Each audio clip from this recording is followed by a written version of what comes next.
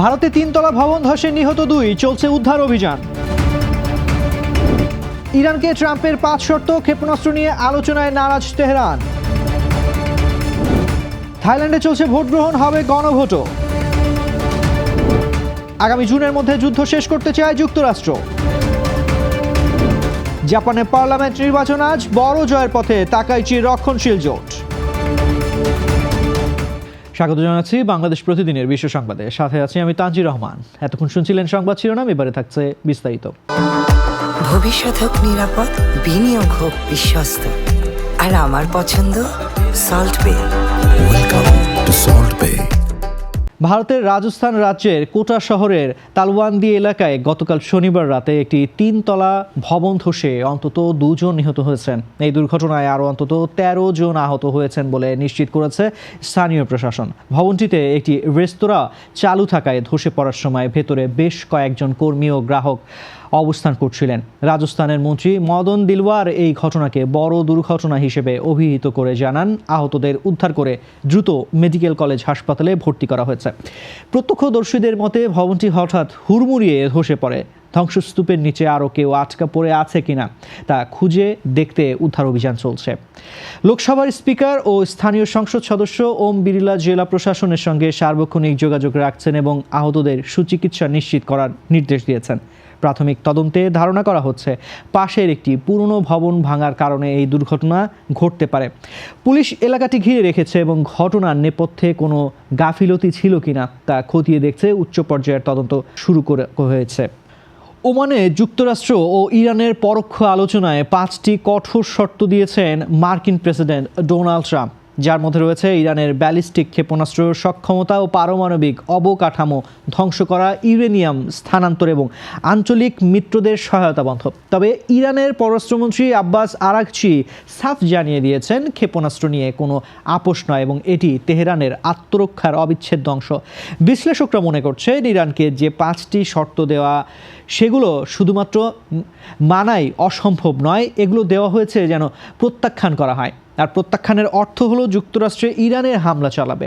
বর্তমানে আরব সাগরে মার্কিন রণতরী ইউএসএস আব্রাহাম লিঙ্কন মোতায়েন করে ইসরায়েলকে চাপে রাখার কৌশল নিয়েছে ওয়াশিংটন। এদিকে তেহরান পাল্টা হুঁশিয়ারি দিয়ে বলেছে, ইরানে হামলা হলে মধ্যপ্রাচ্যের সব মার্কিন ঘাঁটি লক্ষ্যবস্তু করা হবে। এদিকে আগামী বুধবার বৈঠকে বসছেন ট্রাম্প ও ইসরায়েলের প্রধানমন্ত্রী বেনিয়ামিন নেতানিয়াহু। এই বৈঠকে ইরানকে দমনে আরও কঠোর পদক্ষেপ নেওয়ার বিষয়ে আলোচনা হবে। মূলত গত মাসের সরকার বিরোধী বিক্ষোভের পর ইরানকে দুর্বল ভেবে যুক্তরাষ্ট্র ও ইসরায়েল বড় ধরনের ছাড় আদায়ের চেষ্টা করছে। রাজনৈতিক অস্থিরতা কাটিয়ে নতুন সরকার গঠনে আজ রোববার থাইল্যান্ডে সাধারণ নির্বাচনের ভোট গ্রহণ শুরু হয়েছে। 5,30,00,000 ভোটারের এই নির্বাচনে মূল লড়াই হচ্ছে সংস্কারপন্থী পিপলস পার্টি, সামরিক বাহিনী সমর্থিত ভুম জাই থাই এবং থাকসিন সিনা ওয়াত্রার অনুসারী ফেউ থাই পার্টির মধ্যে। 2 বছরের 3বার প্রধানমন্ত্রী বদলের পর এই নির্বাচনকে দেশটির স্থিতিশীলতার জন্য অত্যন্ত গুরুত্বপূর্ণ মনে করা হচ্ছে। পার্লামেন্টের 500 সদস্য নির্বাচনের পাশাপাশি আজ বিতর্কিত সামরিক সংবিধান পরিবর্তনের বিষয়েও ঐতিহাসিক গণভোট অনুষ্ঠিত হচ্ছে। জনমত জরিপে পিপলস পার্টি এগিয়ে থাকলেও কোনো দল একক সংখ্যাগরিষ্ঠতা না পাওয়ার শঙ্কায় জোট সরকার গঠনের সম্ভাবনা প্রবল। এর আগে 2023 সালের নির্বাচনে জয়ী হয়েও আইনি ও সামরিক বাধার মুখে ক্ষমতা নিতে পারেনি সংস্কারপন্থীরা। বর্তমান প্রধানমন্ত্রী অনুচিন চানভিরাকুল সীমান্ত নিরাপত্তা ও অর্থনৈতিক উন্নয়নের প্রতিশ্রুতি দিয়ে রক্ষণশীলদের মন জয়ের চেষ্টা করছেন। প্রগতিশীলরা মনে করেন, নতুন সংবিধান ছাড়া গণতান্ত্রিক অধিকার নিশ্চিত করা সম্ভব নয়। আজ রাত থেকেই প্রাথমিক ফলাফল আসা শুরু হবে বলে আশা করছে দেশটির নির্বাচন কমিশন। দীর্ঘ 4 বছর ধরে চলা রাশিয়া ইউক্রেন যুদ্ধের অবসানে আগামী জুনের মধ্যে একটি চূড়ান্ত সমাধানের সময়সীমা বেঁধে দিয়েছে ট্রাম্প প্রশাসন। ইউক্রেনের প্রেসিডেন্ট ভলোদিমির জেলেনস্কি জানিয়েছেন, এই লক্ষ্য বাস্তবায়নে আগামী সপ্তাহে যুক্তরাষ্ট্রের ফ্লোরিডার মিয়ামিতে 2 দেশের প্রতিনিধি দলকে সরাসরি বৈঠকে বসার প্রস্তাব দিয়েছে ওয়াশিংটন। এর আগে আবুধাবিতে 2 দফা আলোচনায় বড় ধরনের বন্দি বিনিময় হলেও ভূখণ্ড প্রশ্নে কোনো ঐক্যমত্য হয়নি। রাশিয়া বর্তমানে ইউক্রেনের 20% অঞ্চল দখলে রেখেছে করেছে এবং দোনেৎস্কের পূর্ণ নিয়ন্ত্রণ দাবি করছে। অন্যথায় বল প্রয়োগের হুমকি দিয়েছে মস্কো। বিপরীতে জেলেনস্কি জানিয়েছেন, কোনো ভূখণ্ড ছেড়ে দিয়ে ভবিষ্যতে পুনরায় রুশ আগ্রাসনের ঝুঁকি নিতে চায় না কিয়েভ। শান্তি আলোচনার এই আবহ তৈরি হলেও যুদ্ধক্ষেত্রে রুশ হামলা আরও তীব্র হয়েছে। গত শুক্রবার রাতে ইউক্রেনের জ্বালানি অবকাঠামো লক্ষ্য করে রাশিয়া 400 ড্রোন ও 40টি ক্ষেপণাস্ত্র ছুড়লে দেশ জুড়ে ভয়াবহ বিদ্যুৎ বিপর্যয় দেখা দেয়।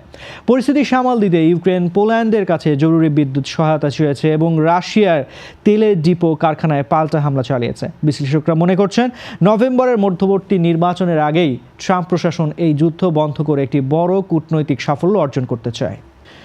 জাপানের প্রথম নারী প্রধানমন্ত্রী সানায়ে তাকাইচির ক্ষমতা সুসংহত করার লক্ষ্যে আজ রোববার দেশটিতে পার্লামেন্টের নিম্নকক্ষের নির্বাচন অনুষ্ঠিত হচ্ছে।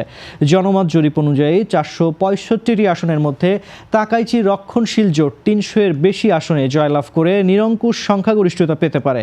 এই নির্বাচনে ভোটারদের প্রধান উদ্বেগের বিষয় ক্রমবর্ধমান জীবনযাত্রার ব্যয় ও মুদ্রাস্ফীতি, যা মোকাবেলায় তাকাইচি খাদ্যপণ্যের ওপর বিক্রয় কর স্থগিত করার প্রতিশ্রুতি দিয়েছেন। এছাড়া তিনি জাপানের রক্ষণশীল এজেন্ডা অনুযায়ী প্রতিরক্ষা ব্যয় বৃদ্ধি, সামরিক সক্ষমতা জোরদার এবং কঠোর অভিবাসন নীতি বাস্তবায়নের ঘোষণা দিয়েছেন। তরুণ ভোটারদের মধ্যে তাকাইচির ব্যাপক জনপ্রিয়তা থাকলেও দেশটির উত্তরাঞ্চলের রেকর্ড তুষারপাত ভোট গ্রহণের কিছুটা বাধা সৃষ্টি করছে। মার্কিন প্রেসিডেন্ট ডোনাল্ড ট্রাম্পের সমর্থক পুষ্ট তাকাইচি জয়ী হলে ওয়াশিংটনের সঙ্গে জাপানের কৌশলগত সম্পর্ক আরও শক্তিশালী হবে বলে ধারণা করা হচ্ছে। বিরোধী দলগুলো খণ্ডিত থাকায় তারা এই শক্তিশালী রক্ষণশীল জোটকে মোকাবেলায় হিমশিম খাচ্ছে। আজ স্থানীয় সময় রাত 8টায় ভোট গ্রহণ শেষ হওয়ার পরপরই প্রাথমিক ফলাফল জানা যাবে। দর্শক, এই ছিল আজকের বাংলাদেশ প্রতিদিনের বিশ্ব সংবাদ। সবশেষ খবর জানতে চোখ রাখুন বাংলাদেশ প্রতিদিনের ইউটিউব চ্যানেল ও ফেসবুক পেজে। এতক্ষণ সঙ্গে থাকার জন্য ধন্যবাদ সবাইকে।